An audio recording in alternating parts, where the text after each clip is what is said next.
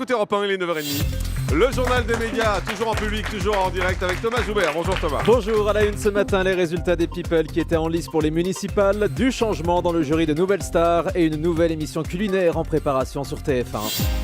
Et on commence donc avec les résultats des People engagés dans les municipales. La liste de Vincent Lagaffe a été élue dès le premier tour à Cavalère, mais l'animateur était en dernière position sur la liste. Il ne siégera donc pas au conseil municipal.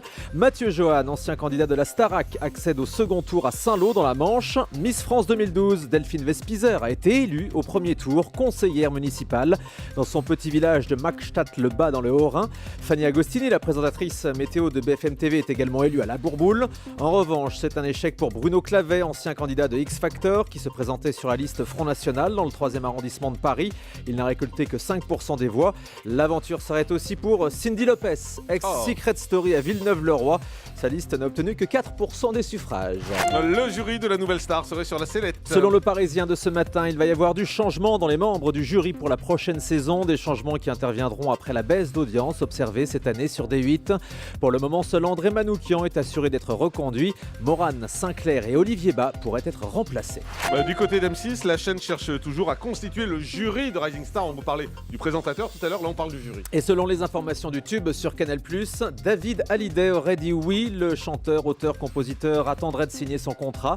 Cathy Guetta est toujours en lice. En revanche, M. Pokora et Linda Lemay ont définitivement rejeté la proposition d'M6. Et encore une émission culinaire qui devra arriver sur TF1. Encore une, oui. Il s'agit de l'adaptation d'une émission britannique, Great British Menu, rebaptisée le meilleur menu de France. Selon Télé Loisirs, l'émission pourrait arriver sous un format quotidien aux alentours de 18h avec Laurent Mariotte. Le chef Frédéric Canton pourrait également y participer. Ce nouveau concours verra s'affronter des chefs chaque semaine dans une région différente. Ils devront composer un menu entrée, poisson, viande, dessert. Le vainqueur national gagnera la possibilité de préparer un menu pour un événement prestigieux. En Grande-Bretagne, le gagnant avait ainsi organisé le dîner du jubilé de la reine Elisabeth II. Rien que ça. David Pujadas, soulagé par l'arrêt de l'émission Pour tous de Laurent Ruquier. Depuis septembre, son 20h souffre de la faiblesse des émissions d'Access de France 2, comme il l'a expliqué dans la nouvelle édition vendredi sur Canal+. On a des vents contraires, il ne faut pas le nier. Là, depuis 2 ans, c'est vrai que c'est pas très simple. Ils ont tenté quelque chose. Moi, j'y croyais aussi, à vrai dire. J'y croyais, je pensais que Laurent Ruquier pouvait emmener, pouvait réussir à cette heure-là. Ça n'a pas été le cas. Je pense que c'est sage de prendre cette décision. Non, mais c'est normal de se poser des questions, c'est vrai. Et on se les pose tout le temps, on se les pose tous les jours. Et quand on a encore une fois des vents contraires, c'est vrai qu'on se les pose un peu plus. Maintenant, j'allais dire, c'est pas le moment d'abandonner le navire quand la mer est haute. Voilà, et on vous donnait la semaine dernière, chaque jour quasiment, les audiences de Nagui qui a remplacé Laurent Ruquier, des audiences qui sont quasiment au niveau de celles de Laurent Ruquier. Donc pour l'instant, ça ne bouge pas, on va continuer à suivre ça cette semaine. C'est une mauvaise nouvelle pour David Pujadas et pour son 20h. Un nouveau nom pour animer On demande qu'à en rire sur France 2. Les tournages reprennent dans 15 jours et selon Télé Loisirs, l'émission pourrait revenir à Titoff. L'humoriste est un fidèle de Laurent Ruquier, un coproducteur de l'émission avec Catherine Barma. Et on l'a déjà vu récemment sur France 2 aux commandes de la grande soirée du rire avec Virginie Guillaume. Le trio Pierre Berger, Xavier Niel et Mathieu Pigasse intéressés pour reprendre Libération. Les propriétaires du Monde étudieraient le rachat du quotidien actuellement en proie de graves difficultés financières. Ils attendraient le dépôt de bilan du journal pour faire une proposition, comme l'indiquait le banquier Mathieu Pigasse hier midi sur Canal+. Quand on investit dans la presse, quand on aime la presse, quand on aime l'écrit, quand on est de gauche, engagé, on ne peut pas rester indifférent au sort de Libération. Donc nous, c'est-à-dire mes 2 partenaires et moi-même, Pierre Berger, Xavier Niel, nous suivons cette situation avec attention. Mais, jusqu'à preuve du contraire, Libération a des actionnaires. Ces actionnaires ont un projet, nous n'intervenons pas. Si c'est à vendre, nous verrons. bon, vous serez là. Nous serons probablement là. Probablement... Nous serons là.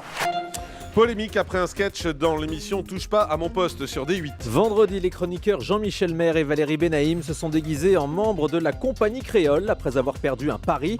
Outre les chemises à fleurs et les flonflons, ils sont apparus le visage maquillé en marron. La blague s'est vite transformée en polémique raciste sur les réseaux sociaux. Certains internautes ont rappelé que cette pratique appelée blackface était une manière de se moquer des Noirs à l'époque de la ségrégation raciale aux États-Unis. Face à la polémique, Valérie Benaïm a présenté ses excuses sur son compte Twitter.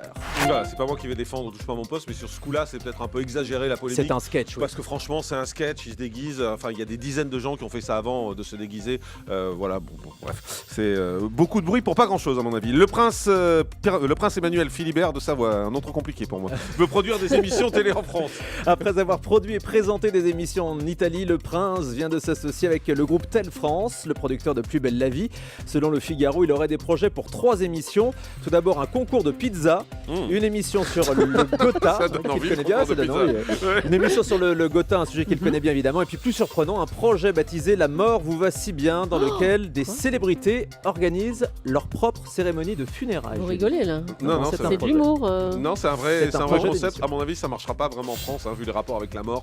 En Ça France, existe c'est un peu ailleurs compliqué. dans d'autres Non, pays c'est déjà lui qui l'invente. C'est lui qui l'invente? C'est tout frais. Merci beaucoup, Thomas Joubert. Tout de suite, voici le téléphone.